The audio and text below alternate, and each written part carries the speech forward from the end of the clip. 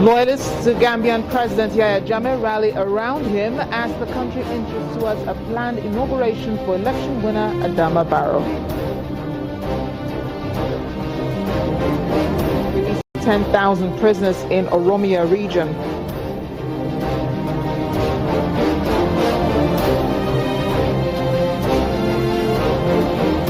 Plus, Nigerians in the United States talk about their expectations for the new year.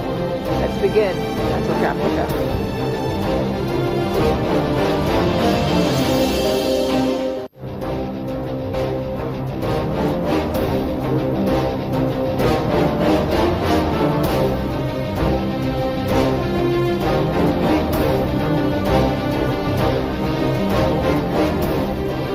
Hello everyone, welcome to Network Africa. I am Amarachi Ubani. Gambia is in the news again, and there's no surprise why. President Yahya Jammeh has no intentions of stepping down despite losing in the election and the inauguration just being days away. The president is, however, receiving more support now from loyalists. One of them, the country's Army Chief General Usman Baji. In a letter published in a pro-government newspaper, he announced his unflinching loyalty and support for the Gambian armed forces, and, of course, to the president. President Jammeh, however, faces opposition on the continent's regional body. ECOWAS has promised to use even force to get him out of power and declared support for winner of the December 1st election and his inauguration come January 18th. That's talking about Adama Barrow. The president has described this act, ECOWAS using force, that is, as a declaration of war.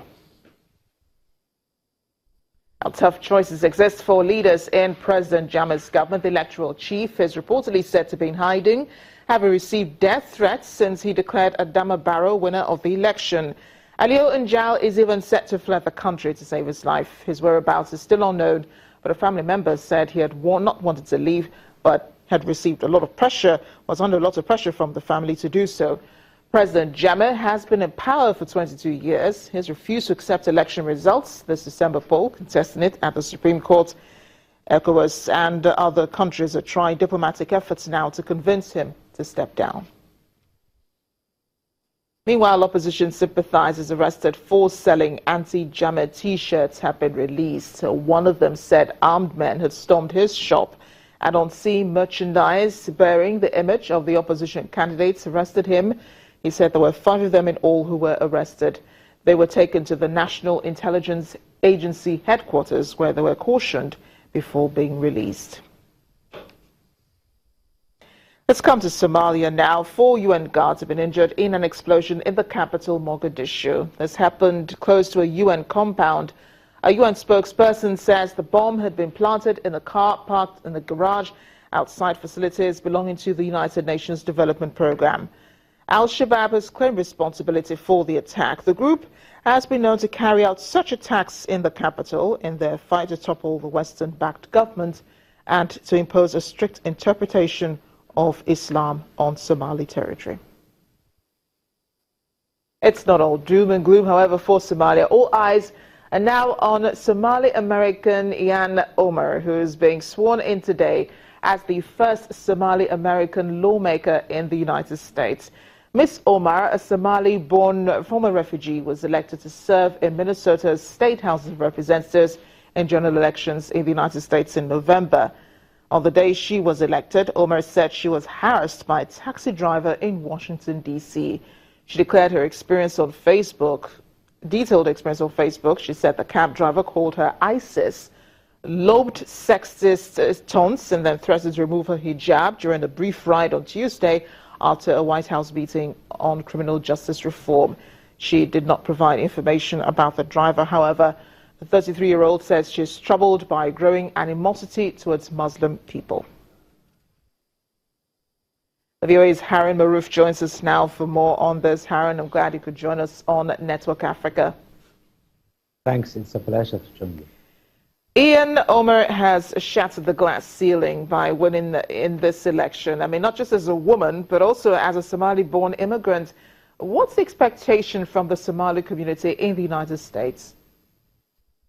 Well, the expectation, as you know, before her election, the Somalis, as part of the wider Muslim society in the United States, were at the receiving end of relentless attacks from the United States politicians to name the current president-elect Donald Trump, who even went on as far as to say that he supports banning Muslims temporarily from the United States, although he later on softened his position.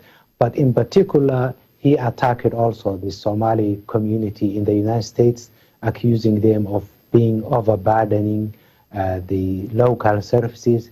He also accusing them of being capable of producing terrorists in the future.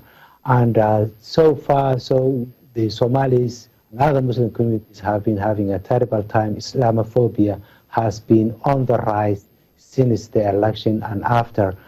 So it's a good welcome news, not only for the Somalis, but also for the Muslim community, that Ilhan Omar has won and she has been elected. And it's just a very small good news of a long period of time where there was a lot of gloom for the Muslim community in this country. So the community is very, very excited about this news.